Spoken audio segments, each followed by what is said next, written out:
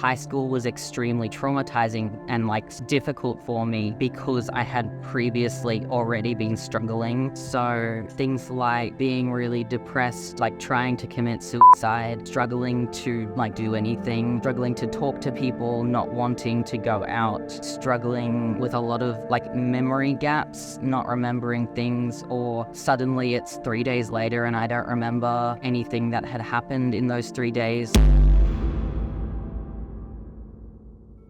My name is Elliot and I am 21 years old. I am located in Australia, in New South Wales. So dissociative identity disorder is a trauma disorder, and it is something that forms due to a child under the age of 9, usually starting around infancy, but it can be a bit later as long as it's before age 9, going through extreme trauma that's repetitive, but because of the dissociation starting so young and going on for so long, you're not able to fuse into one solid identity state, and so it stays separate, and then over time those then develop into separate alters with their own. Sometimes they speak differently, think differently, have different voice, different age, might be male, female. Sometimes they can even be animals or objects depending on the specific trauma you might have endured. So because dissociative identity disorder is so complex, it's not something that is really easy to diagnose. At that point it was just PTSD, and then it was treatment for about 5 or 6 years, and then in 2020/2021 they reconfirmed it and then put that diagnosis legally. So a bad person doing lots of bad things to us over an extended period of time, that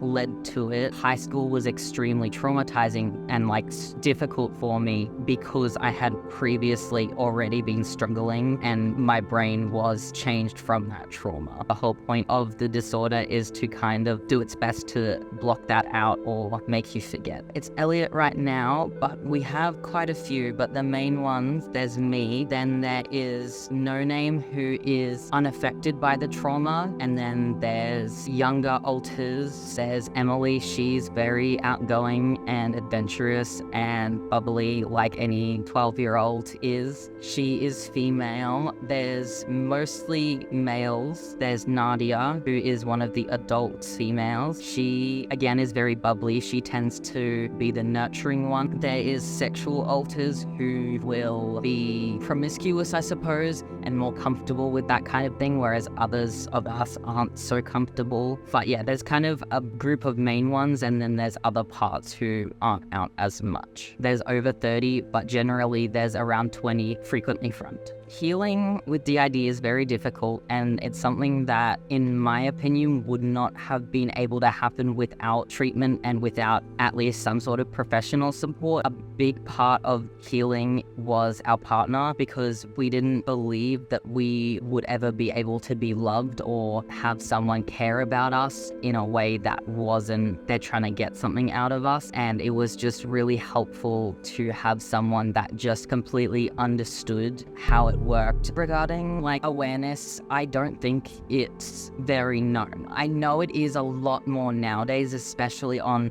TikTok. There's still a ton of stigma and misinformation. There's so many people that just refuse to accept that it exists or that it is a thing. I even see comments made yesterday that say, no, it's not real. So I definitely think more education is necessary and more awareness on it. It's just kind of fantasized in the wrong way. My message would be that you only know your experience, and just hating on someone as soon as you see a very small amount of their life isn't helping anyone, and it's actually hurting them and yourself by hating on them. I think there just needs to be more acceptance that you might not understand someone. A lot of people only know DID as multiple personalities or the alters. They don't see the symptoms past that, because although a big symptom is having alters, it is also only one symptom. It's really dangerous if you don't remember what you've done in the last few days, because you could have gone out and hurt yourself or done something and you have no control over what another part might be doing. It's a very serious thing, and it can cause autoimmune conditions, it can cause gut issues, it can cause functional seizures, so you or your body can't process things properly. People with DID generally will end up being hospitalized many times because there's not a lot of awareness or